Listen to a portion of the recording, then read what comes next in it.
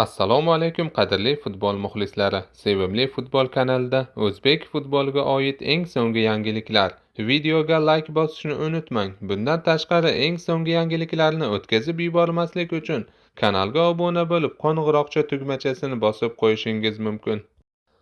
O'zbekiston milliy terma jamoasi va Paxtakor klubi hujumchisi Igor Sergeyevni Eron klublari o'z tarkibiga jalb etmoqchi. Fors nashrlarining ma'lum qilishicha, Superligamizning eng yaxshi to'purari ayni paytda Oston O'runov to'p suradigan Persepolis uchun asosiy nishon bo'lib turibdi.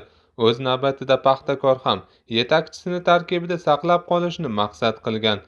Iroqlik futbolchi Bashar Lesan Paxtakorda qoladi.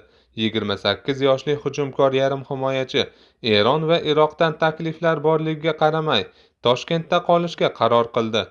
Bashar Lesan ortda qolgan mavsumda 36 o'yinda maydonga tushib, 6 gol urdi va 14 ta golli uzatmani amalga oshirdi. Neftchi jamoasi jiddiy qadamlar tashlamoqda.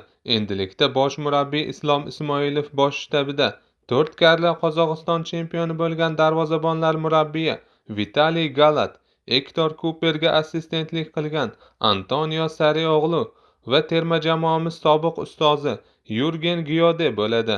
Bundan tashqari klub xorijlik analitik, tahlil ustasi bilan ham muzokaralar o'tkazmoqda. Farg'ona klubi chempionatimizdagi eng kuchli murabbiylar shtabini yig'ishni rejalashtirgan. Kuchli murabbiylar shtabiga ega bo'layotgan Neftchi transfer bozorida ham faollikni boshlash arafasida.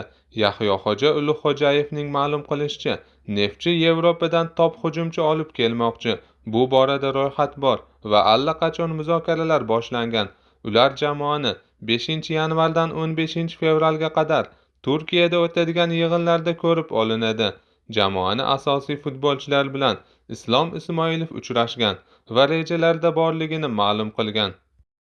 So'nggi yillar kashfiyoti Anvar Hojimirzayevga Navbahor tomonidan jiddiy qiziqish bo'layotgan edi. Bir necha kun avval Navbahor hujumchi bilan muzokara ham o'tkazayotgani haqida xabarlar tarqalgan bo'lsa-da, yakunda futbolchi Dinamoda qolishga qaror qilib, samarqandliklar bilan 2026-yil oxirigacha bo'lgan yangi shartnomaga imzo chekdi. Shuningdek, yarim himoyachi Sanjar Qodirqulov ham Dinamo bilan bitimini yana bir yilga uzaytirdi. Kelasi yil 38 yoshni qarshi oladigan serbiyalik yarim himoyachi Marko Stanoyevich esa Dinamo bilan xayrlashdi.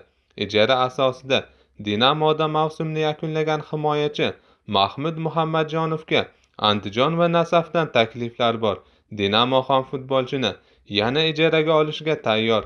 Paxtakor esa o'z futbolchisi borasida hali yakuniy qarorga kelmagan.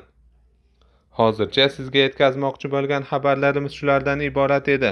Bizdan uzoqlashmang, ko'rishguncha salomat bo'ling.